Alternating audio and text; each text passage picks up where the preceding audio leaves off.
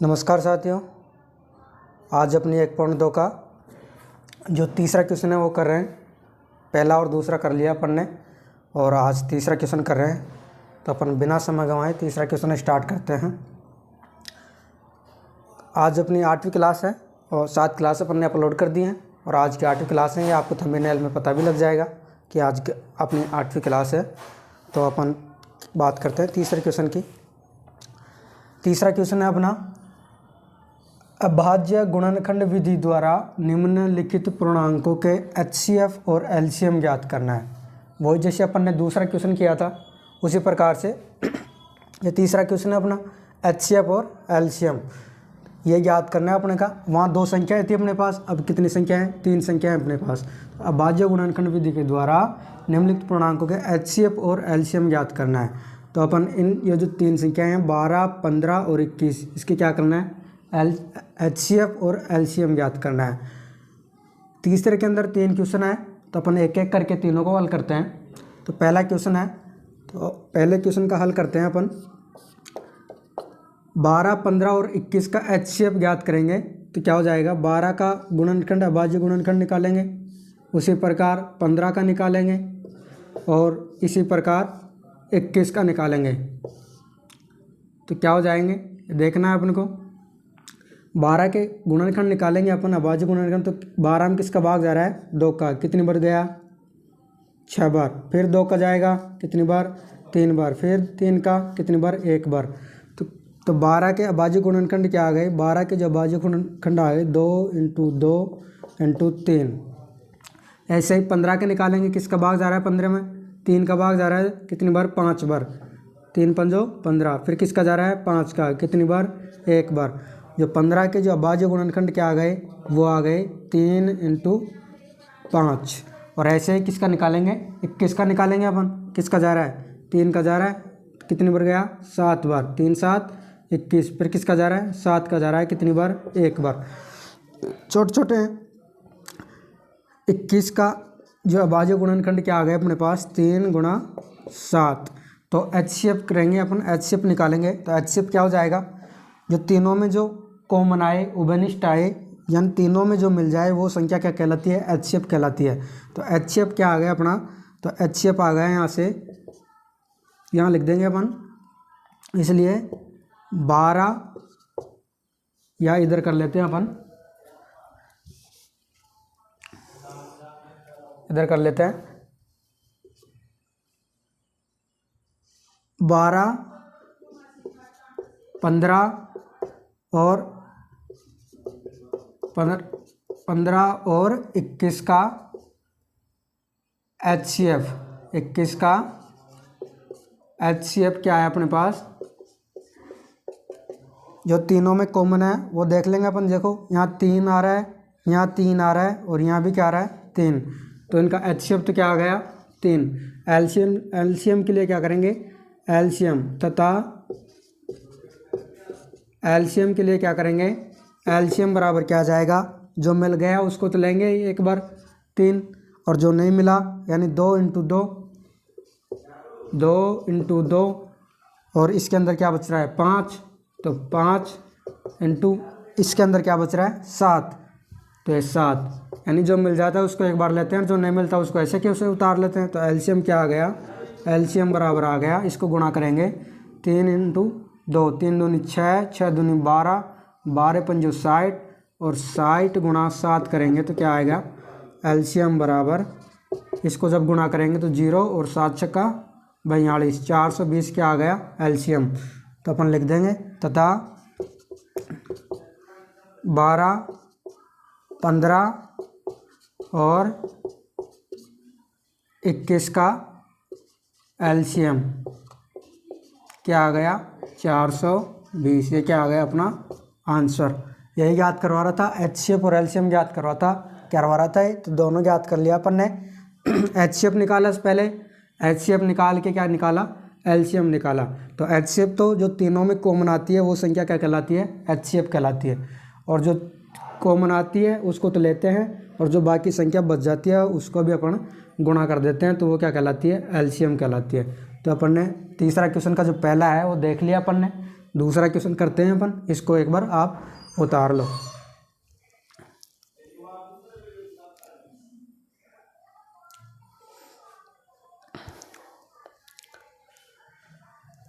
दूसरे क्वेश्चन की तरफ चलते हैं साथियों अपन। दूसरा जो क्वेश्चन है इसको साफ कर रहा हूँ मैं।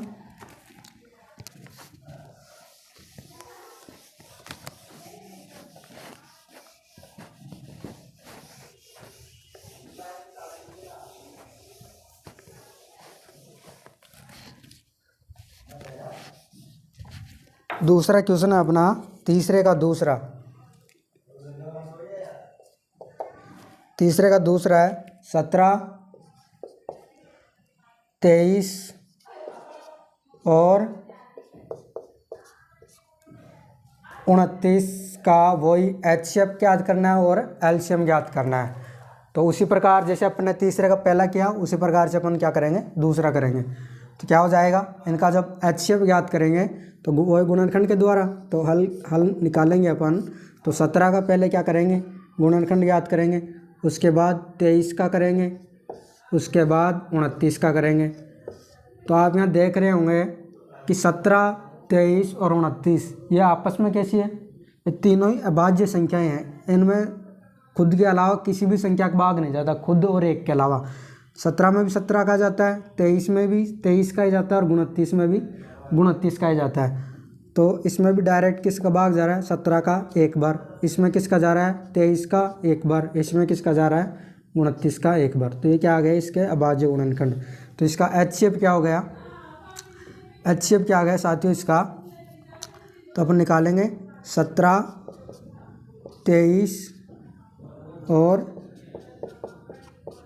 29 का HCF क्या आ गया, एक आ रहा है ना, तीनों का जो गुणनफल है कितना आ रहा है, एक, कॉमन क्या आ रहा है, एक ही आ रहा है इनमें तीनों में। तो HCF तो कितना आ गया, एक। तथा इनका LCM निकालेंगे अपन 17, 23 और 29 का क्या निकालना है, LCM निकालें तो क्या हो जाएगा, 17 × 23 × 29। तो इन तीनों को आपस में गुणा करेंगे तो क्या हो जाएगा, अपने यहाँ गुणा करके दे सकते हैं। 17 × 23 जब गुणा करेंगे तो कितना आएगा, 7 या 21 हासिल 2, 3 एकम 3 और 2 5, यहाँ से 7 दूनी 14 हासिल 1, 2 एकम 2 और 1 3, कितना है, इनको जोड़ेंगे तो 1 5 और 4 9, 3 का 3, तो कितना है 391। 391 इंटू क्या करेंगे 29, इसको गुणा कर लेते हैं अपन। जब इसको गुणा करेंगे तो कितना आया, 9 एकम 9, 9 को 9 से गुणा करेंगे तो 9 9 81 हासिल कितना 8, 9 तिया 27, 27 और 8 35 हो गया। अब 2 से गुणा करेंगे तो 2 एकम 2, फिर 9 दूनी 18 हासिल 1, 3 दूनी 6 और 1 7। जब इन जोड़ेंगे तो क्या आ गया अपने पास, 9 का 9, 2 और 1 3, 8 और 5 13 हासिल 1 7 और 3 10 और 1 11, यानी 11,339 क्या आ गया अपने पास, LCM आ गया। तो हम यहाँ लिख देंगे LCM बराबर यहाँ लिख देंगे 11,339 और LCM क्या आ गया 11,339। ये क्या आ गया अपना आंसर, LCM तो ये आ गया और HCF हमारा कितना आ गया था, 1 आ गया था। तो दोनों चीज़ अपन ने याद कर ली, HCF और LCM। ये अपना तीसरे का दूसरा हो गया है। ऐसे अपन कौन सा करेंगे, तीसरा करेंगे। तो आप इसके नोट्स बना लो, उतार लो इसको अपने फेयर कॉपी के अंदर, और जो भी उतारो आप समझ के उतारो ताकि फिर समस्या नहीं आए। तो आप इसको उतार लो, नोट्स बना लो अपने।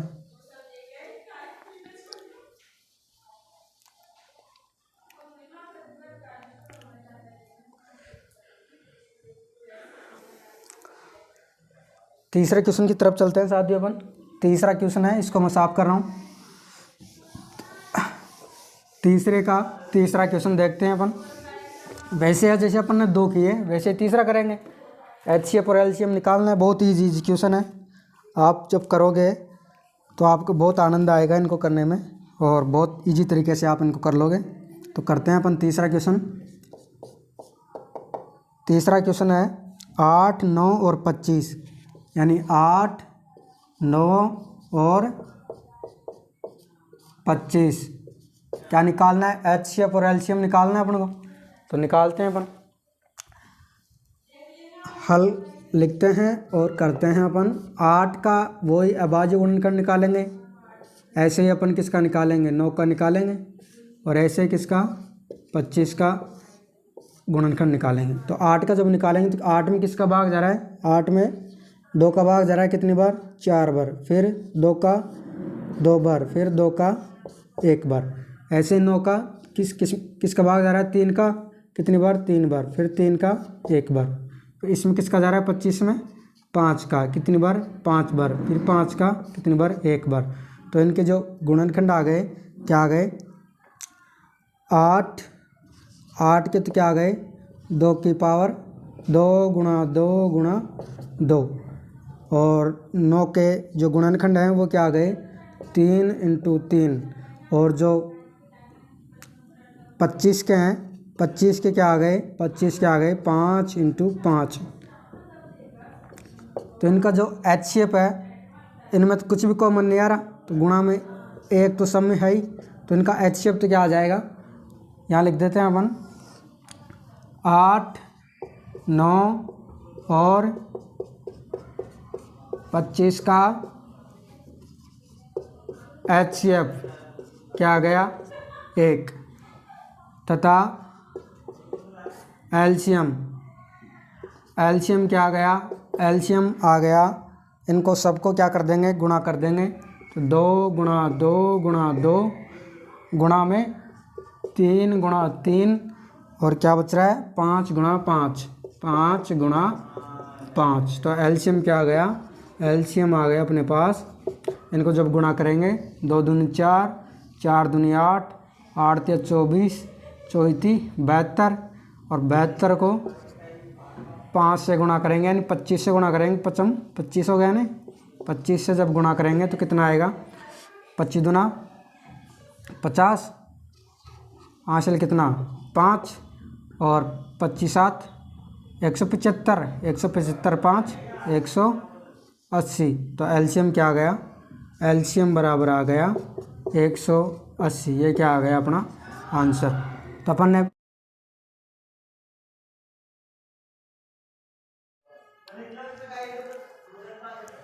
चौथा जो क्वेश्चन है साथियों, चौथा क्वेश्चन है अपना एचसीएफ 306 और 657 का कितना दिया हुआ है? 9 दिया हुआ है। एलसीएम 306 और 657 का ज्ञात करवा रहा है, यानी एचसीएफ दिया हुआ है अपने को 9 और एलसीएम अपने को ज्ञात करवाया है। ये दो संख्या दी रखे हैं 306 और 657। तो इसको करते हैं अपन हल। अपन ने 1.2 का जो दूसरा क्वेश्चन देखा था, उसमें अपन ने देखा था कि एलसीएम और एचसीएफ को क्या कर रहा था? ज्ञात करवा रहा था, और उसकी जांच भी करवा रहा था। तो अपन ने वहाँ देखा था कि एक सूत्र बताया था क्वेश्चन के अंदर ही कि दो संख्याओं का गुणनफल क्या होता है? दो संख्याओं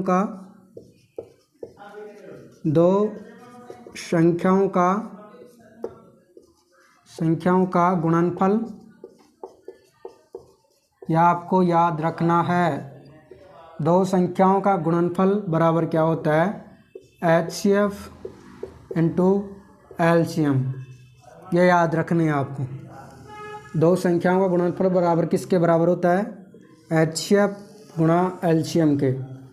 इसके अंदर सिर्फ अपने को मान रखना है। दो संख्याएं कौन कौन सी अपनी? दो संख्याएं हैं अपनी, माना दो संख्याएं ए बराबर कितनी? 306 और बी बराबर 657, या अपन डायरेक्ट भी कर सकते हैं। यानी दो संख्याएं कौन कौन सी हैं? 306,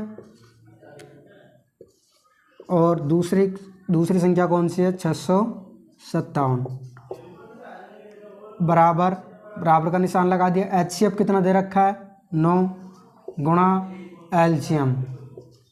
ठीक है साथियों, अपने सिर्फ मान रखा है पहली संख्या गुणा दूसरी संख्या बराबर एचसीएफ × एलसीएम। अब अपने को क्या ज्ञात करना है, एलसीएम ज्ञात करवा रहा है।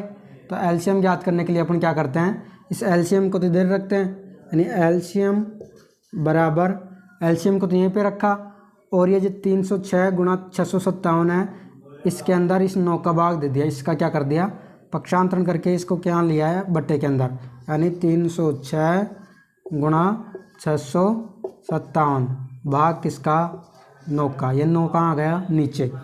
अब जो कट रहा है उसको काट लेते हैं एक बार अपन। ये कट रहा है क्या, 9 की 54, 9 7 63, ये कट रहा है तो इसको काट लेते हैं अपन 9 के पहाड़े से।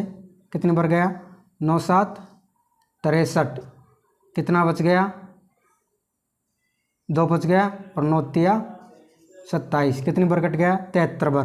तो एलसीएम बराबर क्या आ गया अपने पास, इन दोनों को आपस में गुणा करेंगे, 306 गुणा 73।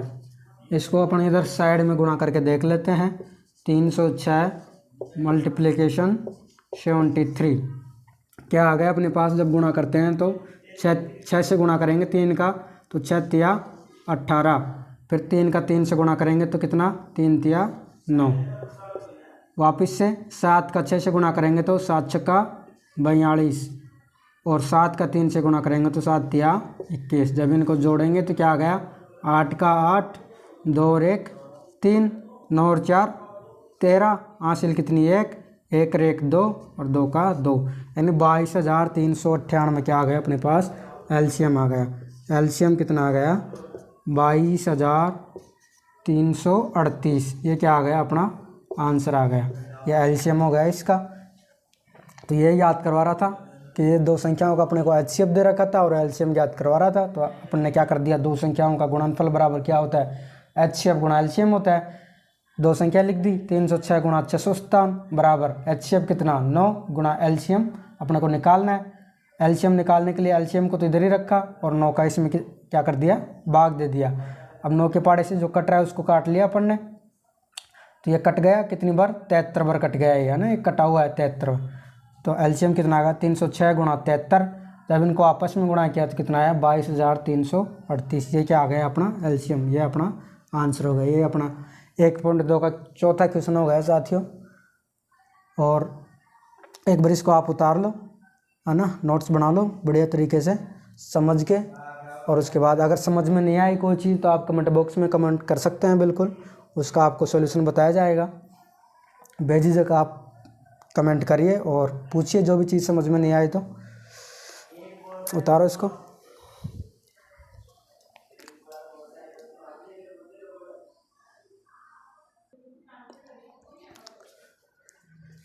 पांचवा क्वेश्चन साथियों, पांचवा क्वेश्चन है अपना 1.2 का पांचवा। जांच कीजिए कि क्या किसी प्राकृत संख्या n के लिए संख्या 6 की पावर n अंक 0 पर समाप्त हो सकती है। यानी कोई संख्या है 6 की पावर n, ये किस पर समाप्त हो सकती है, 0 पर समाप्त हो सकती है। ये अपने को क्या करना है, जांच करनी है, चेक करना है।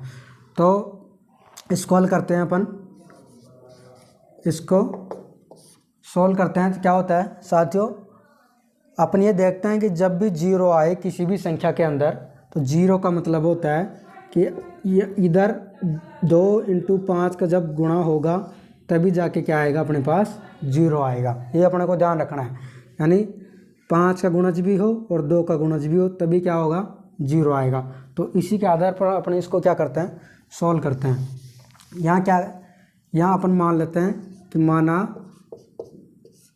माना कोई संख्या n जो कि प्राकृत संख्या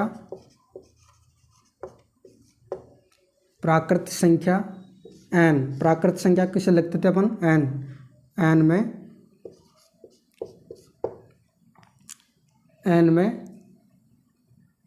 बिलोंग करती है। यानी n में, इसको क्या ले सकते हैं अपन, जो कि माना कोई संख्या n जो कि प्राकृत संख्या n में है।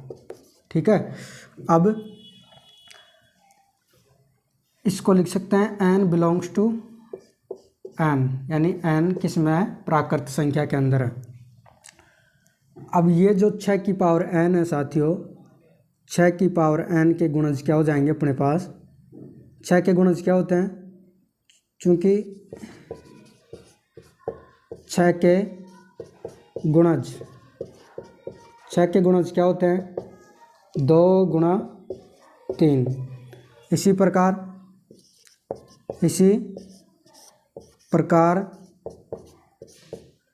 6 की पावर n के गुणज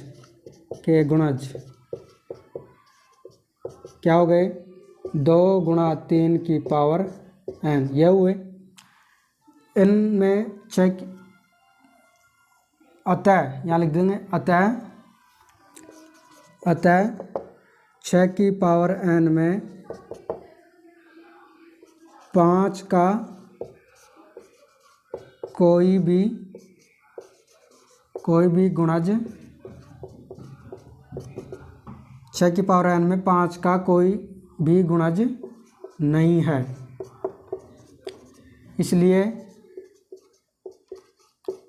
इसलिए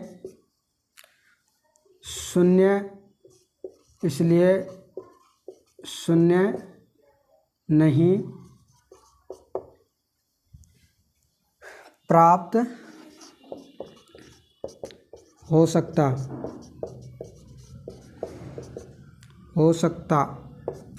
यानी अगर 6 की पावर 6 के अंदर 5 2 तो है ही, 5 भी आ जाता तो क्या हो जाता, 0 पर चला जाता। लेकिन 6 के अंदर 2 गुणा 3 ही है, 5 नहीं है। इसी प्रकार 6 की पावर n के अंदर भी क्या आएंगे, 2 गुणा 3 केवल पावर n, कुछ भी हो जाए, लेकिन ये तो गुणज तो ये रहेगा। इसके अंदर भी 5 नहीं है, अगर 5 का गुणज होता तो 0 हो जाता। इसलिए अपन कह सकते हैं कि अतः 6 की पावर n में 5 का कोई भी गुणज नहीं है, इसलिए 0 यानी शून्य नहीं हो सकता। तो अपन लिखेंगे संख्या 6 की पावर n अंक, अतः यहाँ और लिख दो अपन, अतः संख्या 6 की पावर n अंक 0 पर समाप्त नहीं हो सकती।